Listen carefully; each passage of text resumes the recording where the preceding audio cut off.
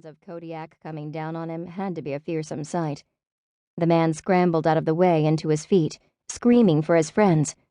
Rebecca reached him in another stride and knocked his shotgun from his hands with her massive front paw. She scooped up the gun and rose on her hind legs, a Kodiak at its mightiest. Her bare paws could manipulate things pretty well, and in a few seconds she had the rifle uncocked and broken in half. The man she'd taken it from gibbered for a second, then turned and ran. Rebecca dropped to all fours and ran in the opposite direction. But too late. The man's friends had surrounded her, fear on their faces, but rifles and shotguns raised. One trained a powerful lantern flashlight on her. Rebecca had several choices, including shifting back to human, to show him she wasn't a wild bear. But that was risky. While Rebecca could be stronger than most human men, there were 5 of them, and they'd probably be delighted to find a naked woman among them. No telling what they'd try to do then. She could run, dive into darkness and try to lose them with sheer speed and cunning. Or she could fight. Rebecca rose on her hind feet, her ruff high. She spread her front paws, giant things the size of dinner plates, and roared. The sound shook the ground. The men shouted, swore. One even laughed with the hysterical laughter of the truly terrified. A couple of them ran. One fired. Rebecca's reflexes made her dive aside, but buckshot grazed her side, hurting. Her frenzy grew, her human thoughts scattering as her bear instincts took over. Rebecca roared again, came down on all fours, and charged. The men streamed outward like a startled flock of birds.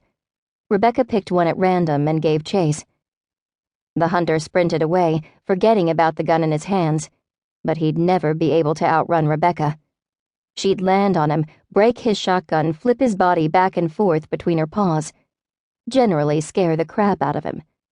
Maybe she'd close her big teeth around his neck, tasting his fear. Something inside her told her she couldn't kill him. She'd be executed for it. But that didn't mean her bear couldn't have a little fun. Rebecca closed on the man as he panted in fear, invoking his deity with every breath. One more stride. The hunter charged past another man who was standing still. At first, just one more patch of darkness. Moonlight glinted on the newcomer's white blonde hair, and the barrel of the rifle he aimed at Rebecca. Not a shotgun. A trank rifle. Behind him stood more men dressed in black, holding real guns, ready to shoot. "Stand down," the lead man said to Rebecca. He had no fear in his voice. He expected to be obeyed. Rebecca skidded to a halt, her paws tearing up dirt and grass. She let the other human go. Lesser prey. The man with the trank rifle, now he pissed her off. She rose up on her hind feet, growling, ready to grab the rifle out of his hands. "Rebecca," the man said in a calm voice, "there's enough trank in here to put you out for the rest of the night. You can either come with me, on your own, or be dragged away by my men." Rebecca growled again, the sound rumbling through her body. Only one thing she could do in a situation like this. She stretched to her full height. Then she let herself slowly melt into her human form, fur receding and vanishing as her limbs changed. Her muzzle flattened, her face became human, and her paws became long-fingered human hands. She would be stark naked when she finished shifting, but that was his problem, not hers. Rebecca's bare body finally vanished, and she shook herself out, her skin tingling from the shift. She put her hands on her hips, cocking her head so that her collar caught the light. "Walker Danielson," she drawled. "What brings you out here in the middle of the night?"